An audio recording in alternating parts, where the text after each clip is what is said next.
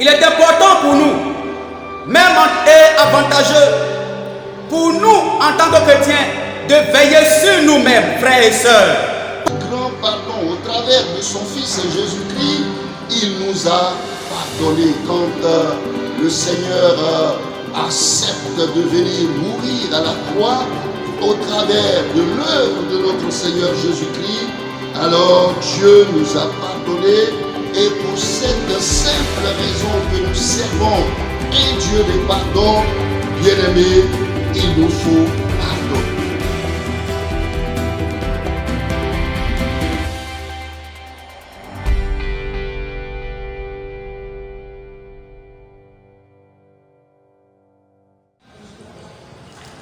Nous voulons vous dire bonjour, bien-aimés frères et sœurs.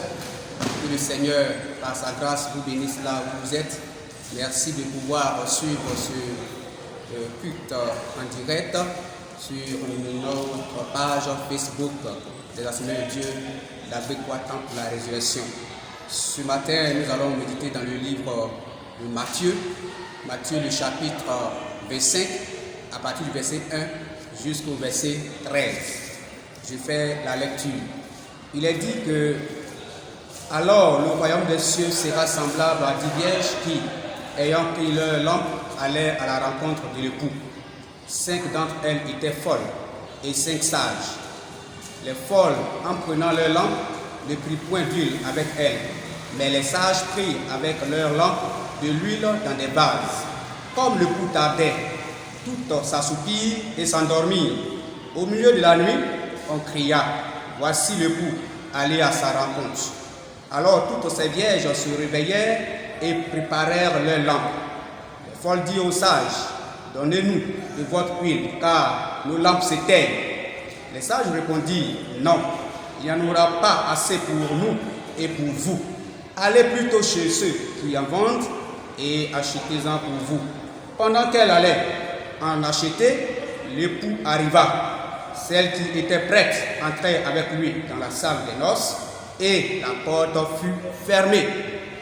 Plus tard, les autres vierges vinrent et dirent, Seigneur, Seigneur, ouvre-nous.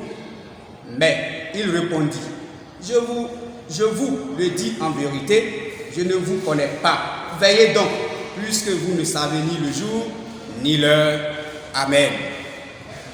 Alors ce matin, bien-aimés, suite à cette lecture, nous voulons vous proposer le thème suivant. En ces temps de la fin, gardons nos lampes allumées. En ces temps de la fin, gardons nos lampes allumées. La parabole des 10 vierges a pour but de souligner l'importance de se tenir toujours prêt pour le retour du Seigneur Jésus-Christ. À tout moment, notre Seigneur peut venir, même dans l'éventualité où l'attente se prolongerait. Alors, bien aimés, lorsque nous lisons ce texte, nous voyons beaucoup d'enseignements que nous pouvons tirer pour notre édification. Car lorsqu'il reviendra effectivement, il n'y aura pas de seconde chance pour ceux qui n'auront pas été prêts. Le dit même Matthieu le verset 11 à 12. Le premier mot qui commence ce texte dit alors. Alors, suite à l'événement, dans le contexte du chapitre 24, que nous voyons ce texte de Matthieu 25. Cette parabole s'applique donc à l'époque qui précédera et celle qui accompagnera la venue du roi sur la terre. Jésus compare le royaume des cieux à 10 vierges qui, ayant pris leur lampe, allaient à la rencontre de l'époux. 5 d'entre elles étaient sages parce qu'elles avaient pris de l'huile pour leur lampe. Elles avaient prévu cela. Et 5 autres ne l'ont pas fait. Au fur et à mesure des temps, elles s'endormirent toutes. Bien aimés, ces 5 vierges sages représentent les vrais disciples de Christ sous la tribulation, qui maintiennent la foi, qui maintiennent leur relation avec le Seigneur. La lampe ici évoque la profession de foi que chacun de nous a vis-à-vis de son Seigneur, sur laquelle nous basons notre foi, le Seigneur Jésus-Christ, notre appui. L'huile généralement assimilée au Saint-Esprit.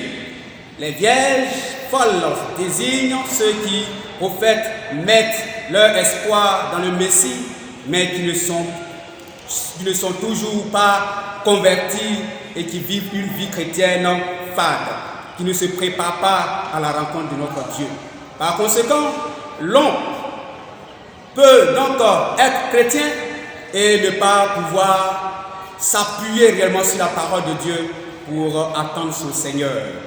Christ lui-même est l'époux. Selon ce passage que nous venons de lire, il est parlé de l'époux. L'époux signifie la personne de Christ. C'est le Christ que tous nous attendons pour que nous soyons un jour avec lui dans le royaume des cieux. Le temps d'attente couvre la période qui sépare donc les deux venus. Et les chrétiens, nous avons besoin de comprendre ces réalités. C'est pour cela, ce soir, nous allons vous entretenir sur ce thème-là, en ces temps de la fin. Bien-aimés frères et sœurs, gardons nos lampes allumées.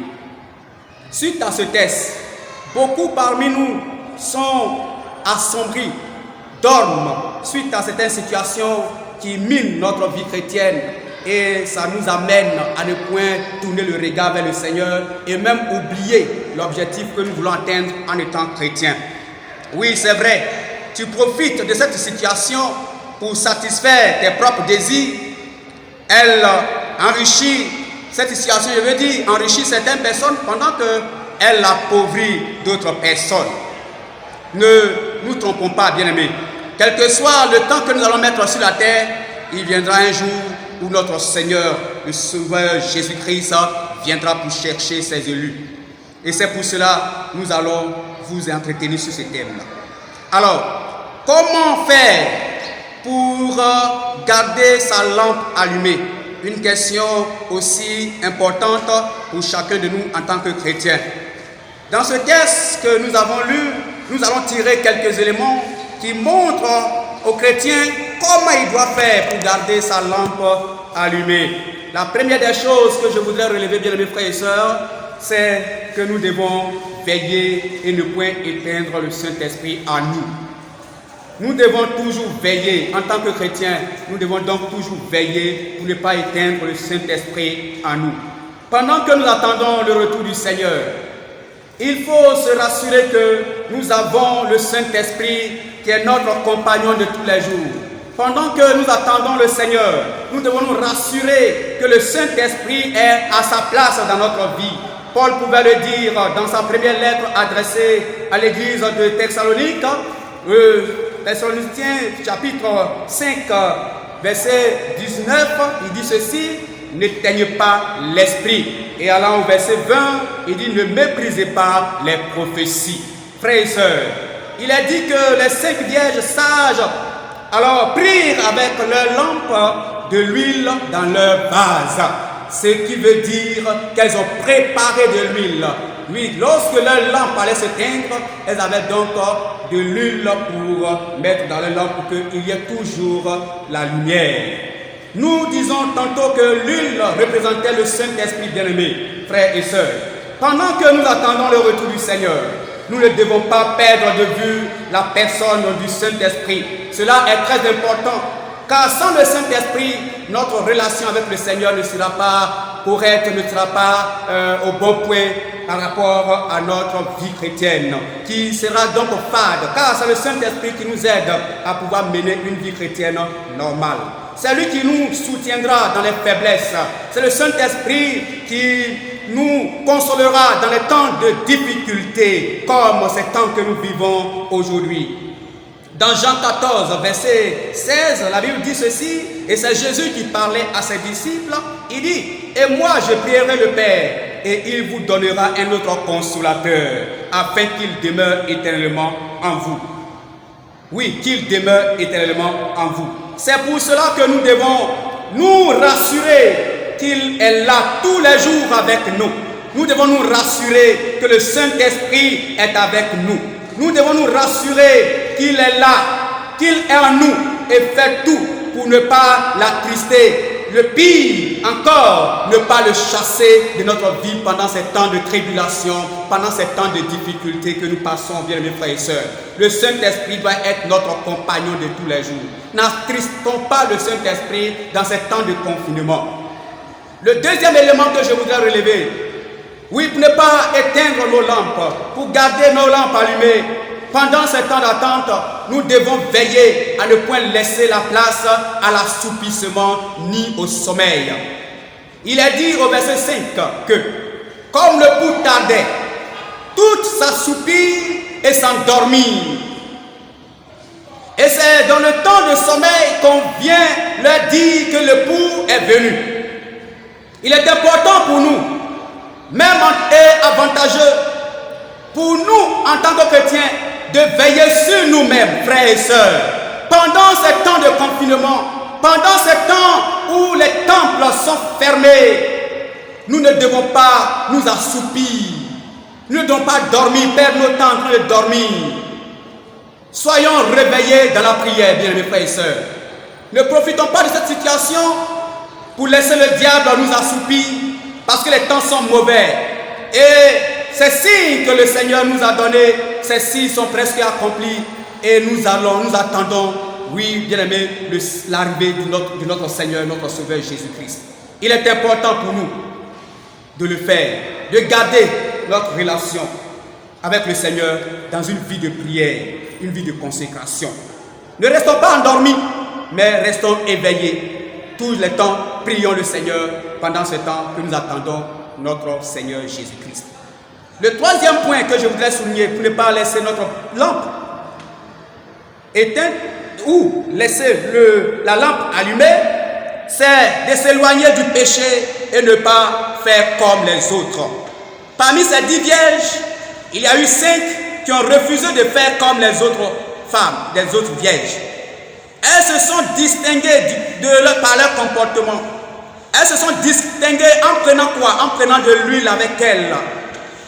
Elles ont fait leur réserve.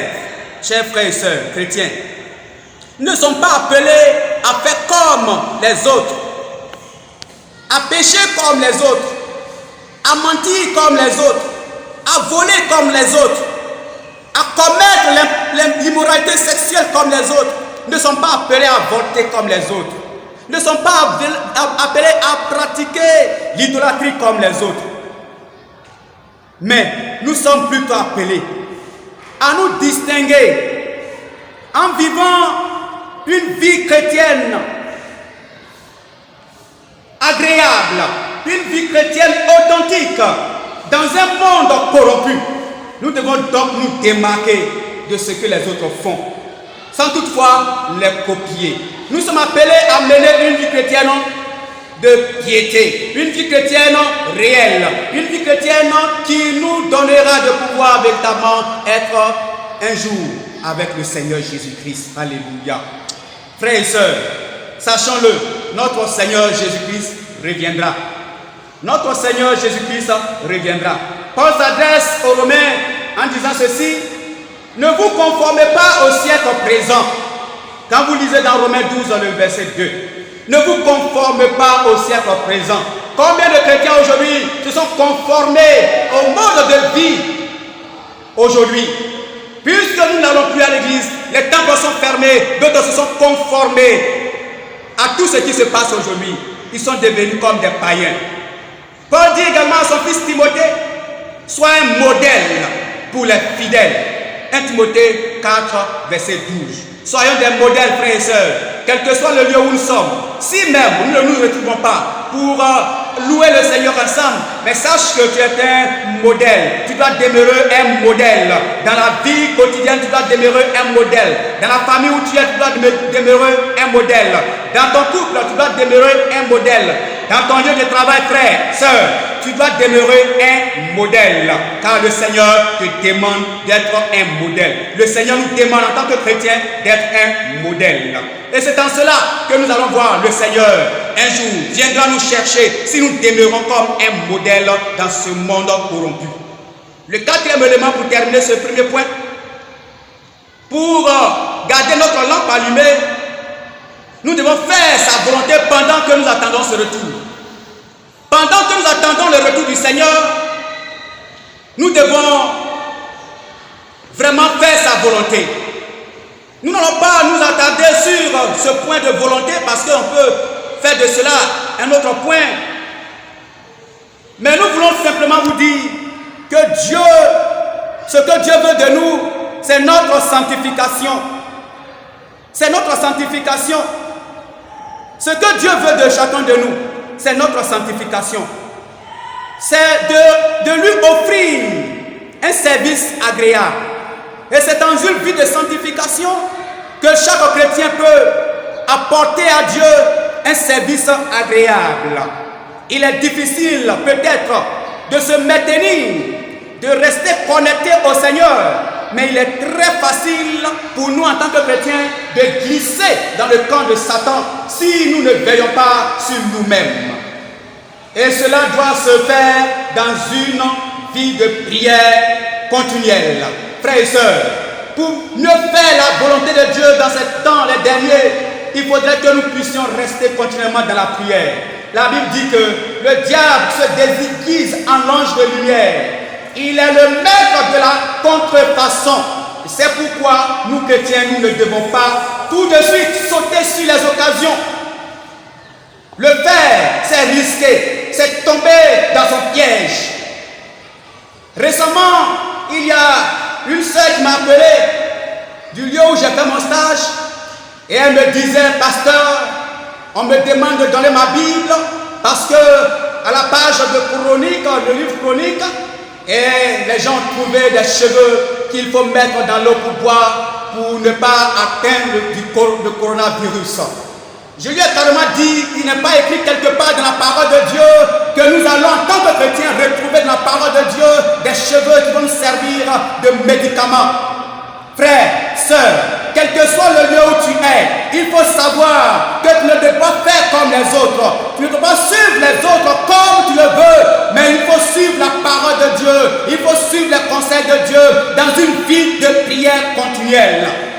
C'est ce qui doit être prioritaire pour nous, bien-aimés frères et sœurs. Ne suivons pas les autres parce qu'ils vont ça et là, mais restons calmes. Oui, sur la base de la parole de Dieu, dans une vie de prière, de consécration, le Seigneur est capable de nous parler, de nous orienter et de nous dire ce que nous devons faire face à cette situation.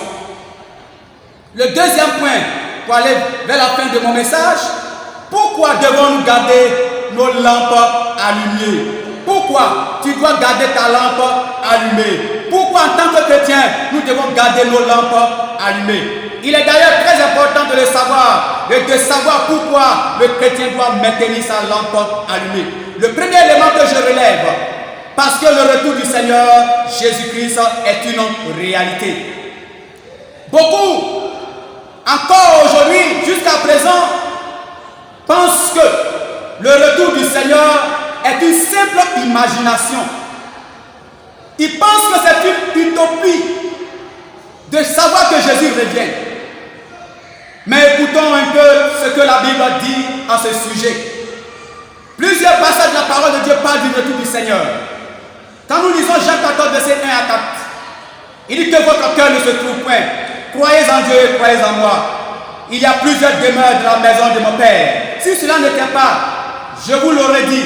Je vais vous préparer une place. Et lorsque je m'en serai allé et que je vous aurai préparé une place, je reviendrai.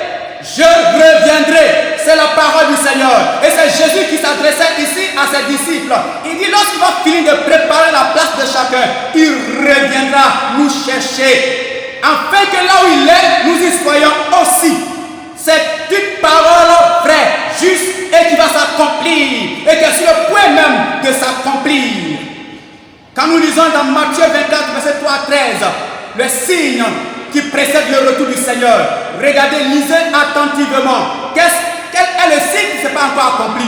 à ma connaissance, tous ces signes que Jésus-Christ a donnés avant son retour, tout est presque accompli. Il ne reste qu'un bout de temps pour que le Seigneur vienne chercher ses élus. Pendant ce temps d'attente, frères et sœurs, laisse le Seigneur par l'Esprit de Dieu, afin que ton âme, ton esprit soit toujours en contact avec Dieu, pour que ta lampe ne soit pas éteinte. Ta lampe ne soit pas éteinte, parce que si ta lampe s'est éteinte, tu resteras sur cette terre.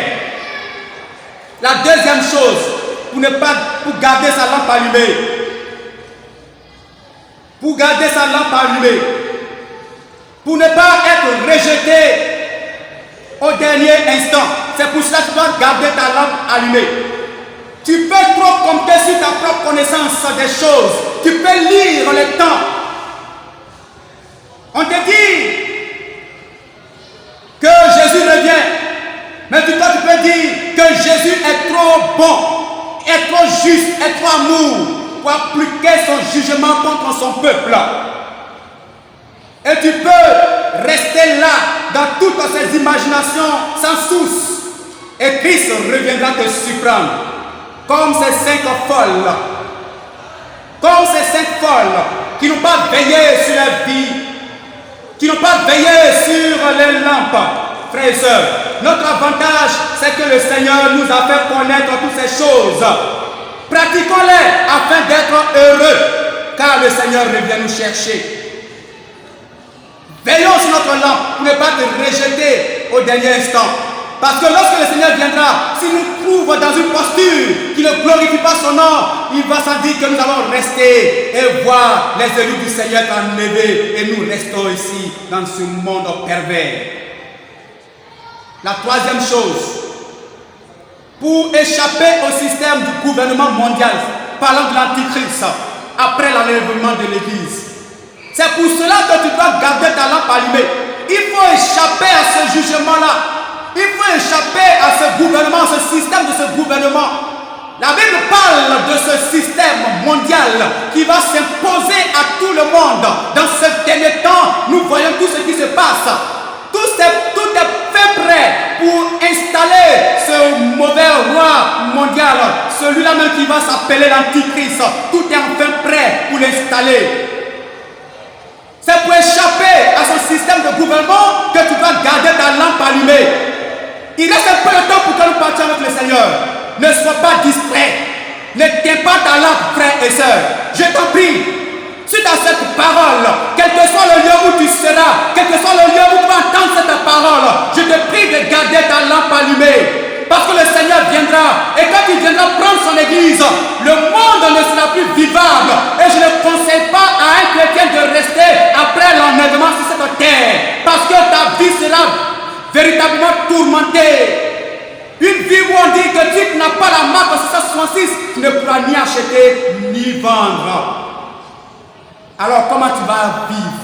Comment tu vas faire? Bien-aimé, je ne te conseille pas cela. Je ne conseille à personne de rester encore sur cette terre après l'enlèvement de l'Église. Car tous ceux qui resteront vivront une vie très douloureuse qui leur sera imposée par l'Antichrist. Frères, sœurs, il faut savoir que Jésus-Christ revient. Ne seront pas comme ces cinq vierges folles qui n'ont pas réservé de l'huile dans leurs lampes et elles sont restées, elles sont plus rentrées avec l'époux dans les lieux des noces. Et c'est comme cela, si nous ne veillons pas sur notre lampe, on va rester un jour. Les conséquences, lorsque nous ne gardons pas notre lampe allumée, la seule conséquence que je voulais citer ce jour, c'est que si tu n'as pas gardé ta lampe allumée, tu resteras lorsque le Seigneur viendra te chercher. Tu resteras lorsque le Seigneur viendra chercher son église. Si ta lampe n'est pas restée allumée, tu resteras et tu feras partie de ceux qui iront en enfer dans le temps de feu. Frères et sœurs, je voudrais te poser cette question. Quel est l'état de ta lampe en ces temps de la fin? Là où tu es présentement, là où tu vis présentement, là où tu es confiné présentement, quel est l'état de ta lampe? Ta lampe est encore en éveil ou bien c'est devenu comme la lampe de ces 5 vierges folles. Si c'est le cas, fais un retour rapide à l'Éternel et repars à nouveau avec le Seigneur. Par son esprit, tu pourras atteindre le niveau et le Seigneur te prendra avec lui lorsqu'il viendra. Bien-aimés, ne pensons pas que la Bible sera encore réécrite à notre faveur. Celle-ci l'est déjà. C'est à nous donc de nous conformer à tout ce qui est écrit afin de jouir des grâces de Dieu.